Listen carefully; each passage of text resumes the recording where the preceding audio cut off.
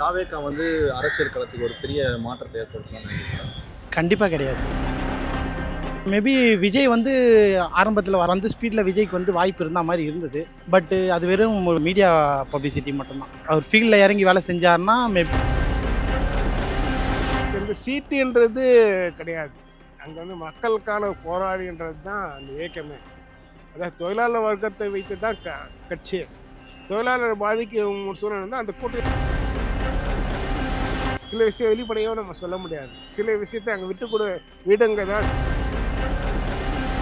எதிர்கட்சியாக யார் வருவாங்கன்றது இப்போ இருக்கிற கண்டிஷனில் சொல்லுங்கள். இல்லை, திமுக மாதிரி இது வரைக்கும் யாருமே 2026 எந்த கட்சி முன்னுக்கு வரும்? இப்போதைக்கு இருக்கிற கலை நிறுவன பிரகாரம் திமுக தான் இப்போதைக்கு இருக்குது. பட் ஏடிஎம்கே கொஞ்சம் டஃப் ஃபைட் கொடுத்தா அவங்க வரதுக்கு வாய்ப்பு இருக்குது. இப்போதைக்கு திமுக தான். அப்பாடா அது ஏன்னு சொல்றேன். திமுகனா அவங்க நலத்திட்டம் ஃபுல்லாக செய்யலனாலும் ஒரு 70 to 80% அவங்க செஞ்சுருக்காங்க. அப்படிங்கிற அதுவும் கரெக்டு தான். நாங்கள் ஃபிஷர்மேன் கம்யூனிட்டி. எங்களுக்குமே பார்த்திங்கன்னா நிறைய விஷயம் எங்கள் ஒய்ஃபுக்கு மாதம் காசு, அம்மாவுக்கு காசு, அதுக்கப்புறமா ஒய்ஃப் இப்போ கன்சீவ் ஆகி குழந்தை பிறந்துச்சு. அதுக்கு தேவையான எல்லா திங்ஸு எல்லாமே கரெக்டாக வருது. ஆக்சுவலாக பார்த்திங்கன்னா 2 வருஷத்துக்கு முன்னாடியே கொடுத்துருக்கணும், ஆரம்பத்துலேருந்து கொடுத்துருக்கணும். பட் கொஞ்சம் லேட்டாக கொடுத்தாங்க. பட் ஆனால் கொடுத்துட்டாங்க.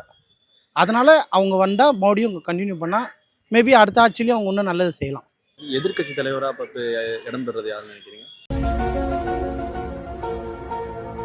இப்போதைக்கு எடப்பாடி தான். மேபி விஜய் ஆரம்பத்தில் ஸ்பீடில் விஜய்க்கு வாய்ப்பு இருந்த மாதிரி இருந்தது. பட்டு அது வெறும் மீடியா பப்ளிசிட்டி மட்டும்தான். அவர் ஃபீல்டில் இறங்கி வேலை செஞ்சார்னா மேபி அவருக்கு வாய்ப்பு இருக்குது. ஆனால் இப்போதைக்கு எடப்பாடி தான். தாவேகா அரசியல் களத்துக்கு ஒரு பெரிய மாற்றத்தை ஏற்படுத்தணும்னு நினைக்கிறேன். ரொம்ப ரொம்ப டீப்பான கொஸ்டின்ஸ் எல்லாம் கேட்குறீங்க. கண்டிப்பாக கிடையாது.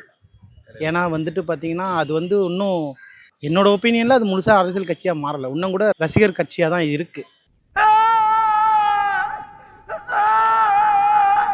இப்போ கூட தலைமைச் செயலகத்துக்கு போனார் விஜய்.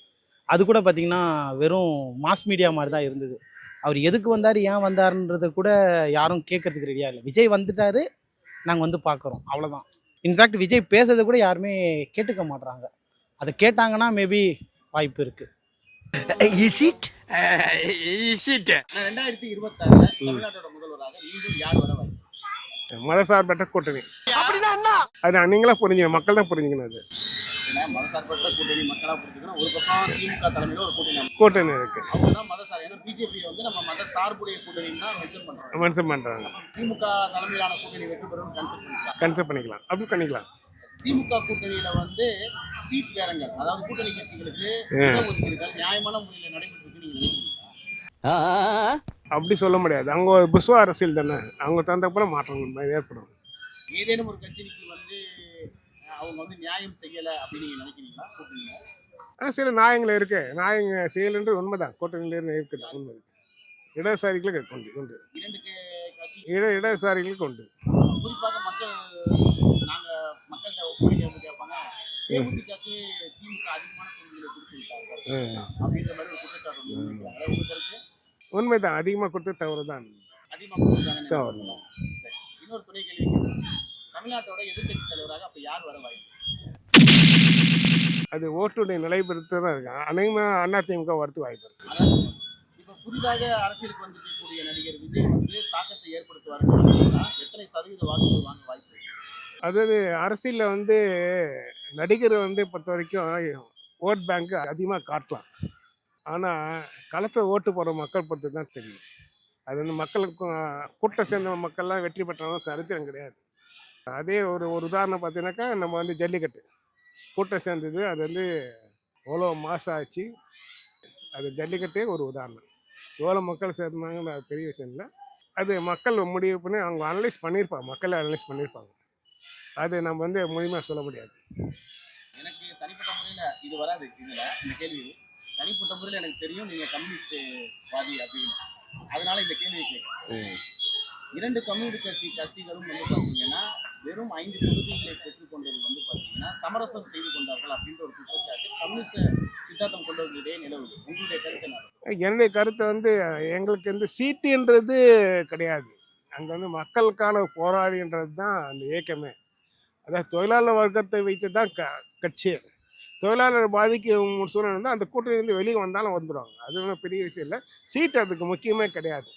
இல்ல அவங்க எப்படி கம்பேர் பண்றாங்கன்னா, கம்யூனிஸ்டுகள் நடத்தாத போராட்டங்கள் கிடையாது. கிடையாது. திமுகவுக்கு எப்போதெல்லாம் இடர்பாடுகள் ஏற்பட்டதோ அப்போதெல்லாம் களத்தில் நின்று திமுகவை காப்பாற்றியவர்கள்ல கம்யூனிஸ்டுக்கு உண்டு.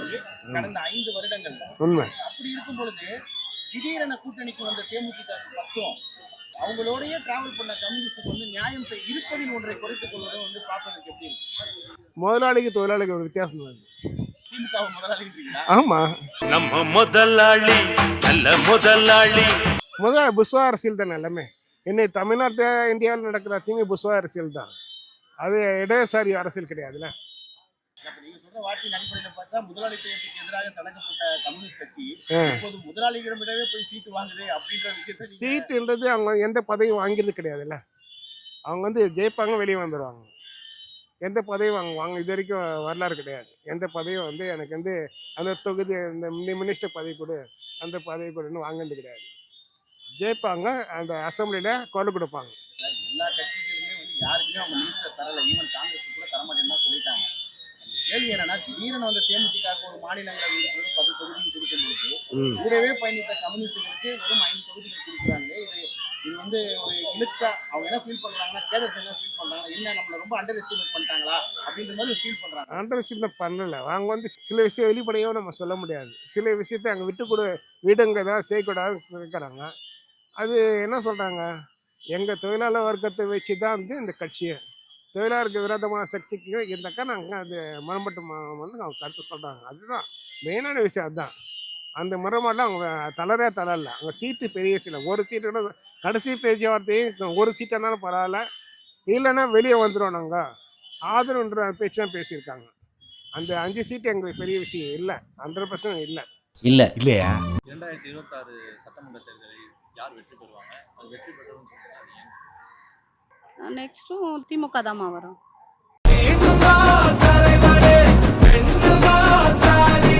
அது ஏன் உங்களுக்கு அவங்களுக்கு வந்து என்ன பிடிச்சிருக்கு, என்ன நலத்திட்டங்களை நீங்க அடைஞ்சீங்க? எப்படின்னு பார்த்தீங்கன்னா அவங்க வந்து நிறைய மகளிருக்கு நிறைய பண்ணியிருக்காங்க. ஸோ இலவச உணவு திட்டம் மார்னிங் அது பண்ணியிருக்காங்க. அது நிறைய ஏழை குழந்தைங்களுக்கு ரொம்ப யூஸ்ஃபுல்லாக இருக்குது. ஸோ வேலைக்கு போகிற பேரண்ட்ஸ் பார்த்தீங்கன்னா ஏழ்மையான பேரண்ட்ஸுங்க நம்பி குழந்தைங்கள ஸ்கூல் போட்டுட்டு அவங்க போகிறாங்க. ஸ்கூல் பார்த்துக்குது. அந்த உணவை கொண்டு வந்ததால் கவர்மெண்ட் பார்த்துக்குது. ஸோ அது கொஞ்சம் சேஃப்டி. அது அடுத்து இந்த மாதம் அந்த ஏழைங்களுக்கு வந்து இந்த 1000 ருபீஸ் இப்போ ஒரு 5000 போட்டாங்க. ஸோ அதெல்லாம் கொஞ்சம் நல்லா தான் இருக்குது. அப்புறம் வந்து அங்கங்கே பிரிட்ஜி நல்லா போட்டிருக்காங்க. அந்த பிரிட்ஜி அது ரொம்ப யூஸ்ஃபுல்லாக இருக்குது. அப்புறம் இந்த பஸ் ஸ்டாண்டெல்லாம் அருமையாக இருக்குது, ரொம்ப அருமையாக இருக்குது. அப்புறம் இன்னொன்று பார்த்தீங்கன்னா ரொம்ப வரவேற்கத்தக்கது எதிர் பார்த்தீங்கன்னா முதலமைச்சர் திருமண மண்டபம் கட்டியிருக்காங்க அங்கங்கே. ஆக்சுவலாக பார்த்தீங்கன்னா பாமர ஏழைங்கள்லாம் பார்த்தீங்கன்னா அவ்வளோ பெரிய மண்டபத்திலலாம் வைக்கிறது ரொம்ப கஷ்டமாக இருந்தாங்க. அப்போ வந்து சமுதாய கூடம் அப்படின்னு தான் போயிட்டு இருந்தாங்க. இப்போ வந்து இந்த திருமண மண்டபம்ன்றது ரொம்ப அருமையானது. சமீபமாக நான் லாஸ்ட் வீக்கு தான் கொஞ்சம் வெளியில் போகும்போது பார்த்தேன். அங்கங்கே ரொம்ப அருமையாக இருந்தது. அவ்வளோ பெரிய இதிலலாம் ஏழைங்களுக்கு வந்து அது ஒரு கனவாக இருந்தது. இன்னைக்கு நினைவாக்கிய கவர்மெண்ட் எதுனா நம்ம திமுக, நம்ம கவர்மெண்ட்டு தான். எதிர்க்கட்சி தலைவராக யார் இடம் பெறுவாங்க, யார் தகுதியானவங்க? தெரியாது. சொல்ல முடியலம்மா. எதிர்க்கட்சியாக யார் வருவாங்கன்றது இப்போ இருக்கிற கண்டிஷனில் சொல்ல முடியாது. ஸோ அது டிவிக்கே அப்படின்ற மாதிரி பார்த்துட்டு இருக்காங்க.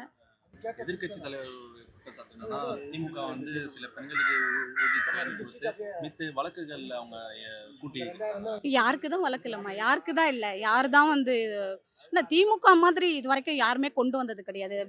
தமிழுக்கு வெரி இம்பார்ட்டன்ட் கொடுக்குற ஒரே கட்சி எதுனா திமுக தான். அடுத்து தமிழ்நாட்டுக்கு தமிழக மக்களுக்கு எந்த ஒரு மொழி பேதம் இல்லாமல் ஒரு பண்ணுறாங்க அப்படின்னா அது திமுக தான். நல்லா பண்ணிகிட்டு இருக்காங்கம்மா. ஸ்டடீஸ்க்கு வெரி இம்பார்ட்டன்ட் கொடுக்குறாங்க.